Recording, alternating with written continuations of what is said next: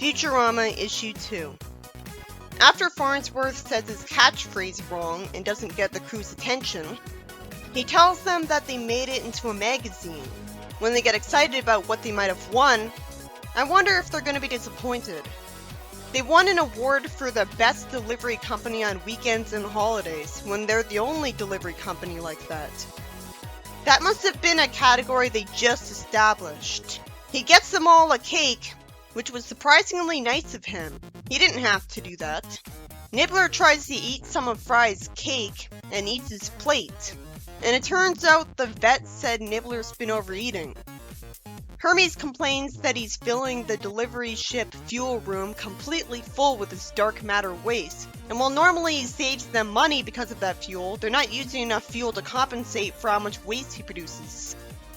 So they have to build an entire room just to store it. Too bad nobody here thought to try to sell the dark matter. Couldn't Farnsworth use it for something?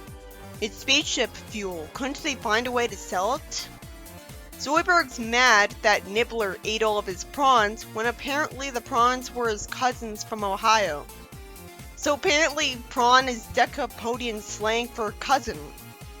Because he gets mad at him, Nibbler runs away from him. Then Farnsworth introduces Leela to some people who need a package delivered to their home planet. But the cargo is so precious and secret that they insist on coming along. I wonder if they'll be surprise villains to do something in the plot. They come off as creepy because they don't use contractions and just said, "You are." The woman wants to learn from Leela. And Fry asks where he's heard their names before. I'm glad the comic foreshadowed that there's something interesting going on with them right away, anticipating that we'd wonder about them right away. Leela asks if anyone's seen Nibbler. Since she said this, I'm guessing I'm gonna see him again in the plot. She doesn't really want to leave without knowing if he's okay. The Planet Express starts flying, and it's explained that some of the things the crew does before delivery includes Bender's karaoke show, holographic Pictionary, and drinking games with the autopilot. This helps humanize them. They act suspicious again, wanting to know all about what preparations the crew does for delivery. Why are they so impressed by this crew? The only reason they won an award was because they won when they're the only delivery company that could have possibly won that specific award. They should have won in a different category. They're told that there's really nothing to it, and eventually Leela tells Bender to give them a tour of the ship because he hasn't helped at all on the trip. Bender shows them the military strategy room, where he smiles at seeing Farnsworth dressed like a soldier for some reason. He shows off the morgue they have for some reason, where we see Farnsworth holding a lollipop with a little kid hat, which is also amusing. He has a sense of humor apparently. There's also a jungle room with a terrible portrait of Farnsworth he put up to troll people. They ask Bender why there's a robot on the crew, and he finally explains that he's the ship's cook. But the only thing he's cooked is something terrible. It'd make more sense if he was lying about it being from the famous chef. Then he's told to report to the flight deck because they've got trouble. Just when I was thinking that Planet Express is like a sailboat with the crew being sailors but in space, they have to deal with robot pirates, which have their ship in a tractor beam, which is invisible. I suppose that's more realistic than the flashy, visible tractor beams from TV. Leela says that they're in trouble if they have valuable cargo, and if they're going to survive, they have to know what's in the crate or else. Can't they just lie to the pirates about what's in it? If there really isn't valuable stuff in the cargo, then they wouldn't be believed about anyways until they showed the pirates. Ricky doesn't want to admit what's in it, and Bender confusingly reveals that they were drinking his awful milkshakes that don't sound edible. You'd think it'd be very easy for him to just read a cookbook and follow all of the instructions to at least become an average cook. A robot could just download the information of cooking to his brain. So the idea that a robot would suck at cooking just because of a lack of taste buds never had a real excuse. He's just lazy. And Farnsworth could give him taste buds. The robot pirates invade their ship, and Leela says she can't just let them take this crate, even though she's unarmed and they've got a sword and gun. She'd just get attacked immediately. How's she that dumb? Thankfully, she does eventually press a button to get access to weapons, and she presses a button to summon a buzzsaw extension from her knuckles. That's impressive. She's way more competent than I expected. It didn't look like there was any room for that in that barely noticeable knuckle accessory of hers, so it just fits in there because of a magical alien spell. She easily deals with the robots for a few pages. And then the buzzsaw gets stuck in the floor and she gets threatened.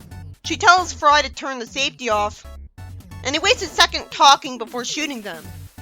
Ricky and Lucy show some appreciation to the crew for what they did, and Bender smartly steals gold and silver from the pirates. All of a sudden it turns out the robots are still alive, instead of easily buzzsawed to death by Leela, even though they're both robots and criminals. So for some reason they were written to survive and get tied to a stake with convenient rope. It's a big spaceship. I guess it makes sense that they'd have rope stashed just in case. Leela at least lampshades that it's dumb of her to not just leave them floating in space. She decides to punish them, and Kif picks up a distress signal from the Planet Express. And his boss wastes time talking about a screenplay idea, with its head full of ideas and Leela. At least he doesn't have writer's block.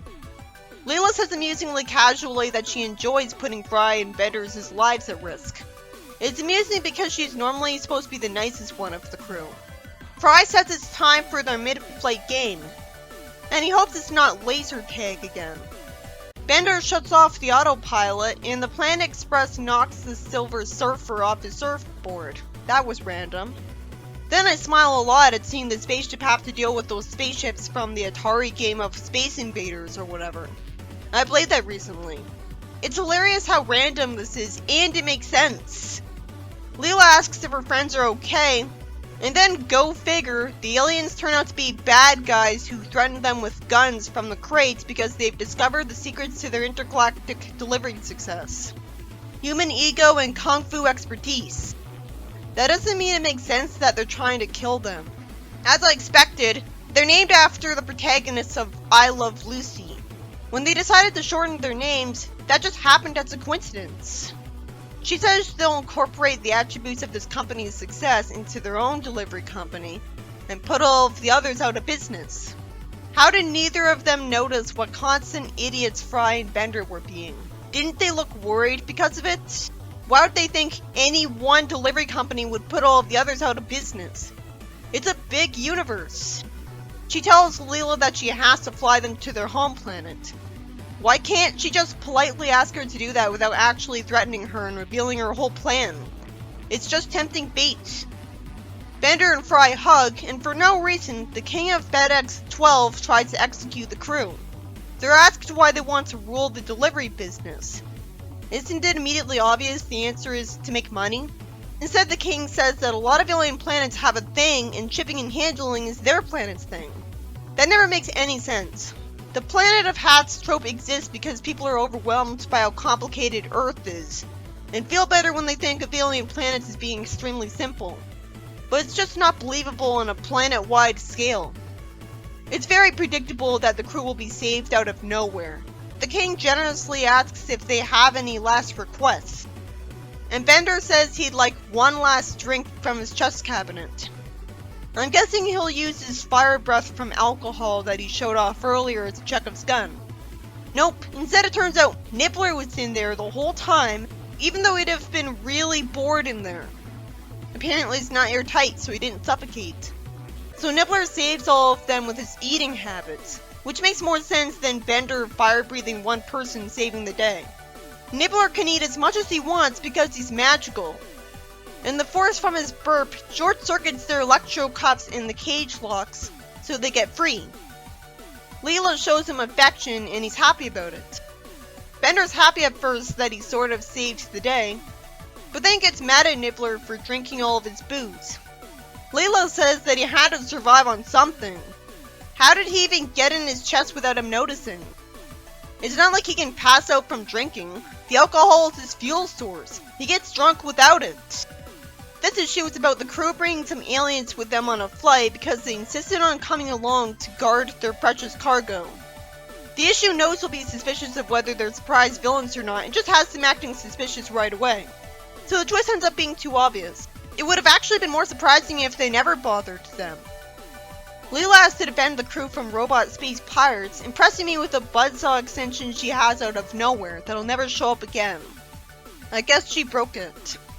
Then when the aliens decide that they learned all of their secrets as a successful delivery business, when they should have known that they only won an award because they were the only delivery company that possibly could win that specific award, they force them to take them to their home planet, and the crew gets saved from the execution they were threatened with for no reason at all, because it turns out Nibbler was in Bender's chest compartment when Bender wanted one last drink. It was obvious that Nibbler would show up again, but it took so long that I forgot about him. And it makes no sense that Bender wouldn't notice Nibbler went in his chest. Wouldn't someone in that small flight deck have seen that? Why was there enough air in there? Nibbler had no reason to go in there. It'd be too boring. Maybe he anticipated that the aliens might threaten the crew and hid in there in case he was needed to save them, since he is a lot smarter than he looks. And the aliens were obviously being suspicious. But it's only obvious because I know it's a work of fiction. Leela naturally assumed they're just nervous people. Maybe that they were shy around strangers. I really liked the random humor where they had to dodge Space Invaders and Silver Surfer for no reason. It looks like this is going to be the best comic I ever read if this keeps going.